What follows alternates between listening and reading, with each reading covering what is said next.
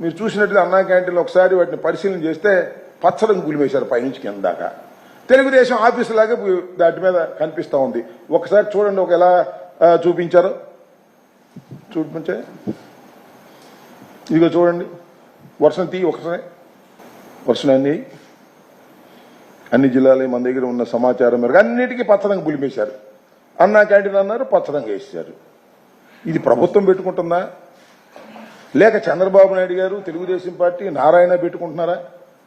ప్రభుత్వ సొమ్ముతో మీకు ఒకటి గుర్తుండే ఉంటుంది, వైఎస్ఆర్ కాంగ్రెస్ పార్టీ అధికారంలో ఉన్నప్పుడు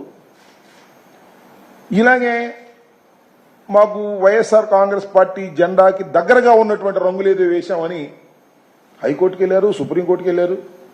సుప్రీంకోర్టులో ఆర్డర్స్ ఇచ్చాయి పార్టీ రంగులు వేయడానికి వీల్లేదని. వైకాపా రంగులు వేయడం దారుణం. ఇది చంద్రబాబు నాయుడు గారు, మరి ఇప్పుడు అచ్చెన్నాయుడు గారు ఇచ్చినటువంటి స్టేట్మెంట్. వైకాపా రంగులు వేయటం దారుణమే, మరి తెలుగుదేశం రంగులు వేయటం బ్రహ్మాండమా? మీరు అధికారంలోకి వస్తే మేము దగ్గరగా ఉన్న రంగులు వేసామని చెప్పేసి గందరగోళం చేశారు. వాళ్ళ పచ్చరంగు పులిమేసి భయంకరంగా ఇది తెలుగుదేశం ఆఫీసులాగా కనిపిస్తూ ఉన్నాయి. కొన్ని అయితే నా కాన్స్టిట్యున్సీలో అయితే చూశాను నేను, ఒక పంచాయతీ ఆఫీసు మొత్తం పచ్చరంగు పులిమేశారు. సరే, అక్కడ ఎవరో పులిమేరో లోకల్ లీడర్ అంటే అనుకోవచ్చు, ఇదేంటిది అని అడుగుతా ఉన్నా. దీనికి సమాధానం చెప్పవలసినటువంటి బాధ్యత నారా చంద్రబాబు నాయుడు గారికి, తెలుగుదేశం ప్రభుత్వానికి ఉంది.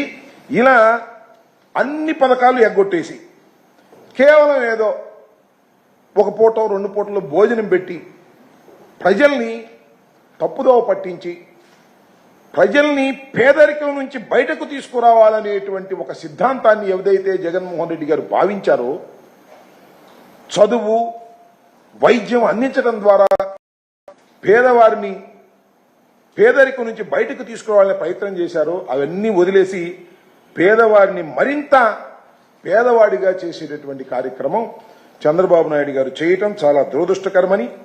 అన్నా క్యాంటీన్లో అంత అవినీతి జరిగింది. అలాంటి అన్నా క్యాంటీన్లు మళ్ళా అవినీతికి పాల్పడేటువంటి పద్ధతులు ఇప్పుడు ఎంతెంత ఖర్చు పెట్టారో, దీనికి మళ్ళా కొత్త పాతాడికి రంగులు వేశారు కదా, దానికి ఎంత ఖర్చు పెట్టారో ఏమిటో రాబోయే కాలంలో మళ్ళా చాలా వివరంగా మనకు తెలుస్తాయి. ఇంకా సమాచారం లేదు. ఆ సమాచారం వచ్చిన దాని మీద కూడా వివరంగా చెప్తామని కూడా చెప్పే ప్రయత్నం కూడా చేస్తామని ఈ సందర్భంగా నేను చెప్పదలుచుకున్నాను.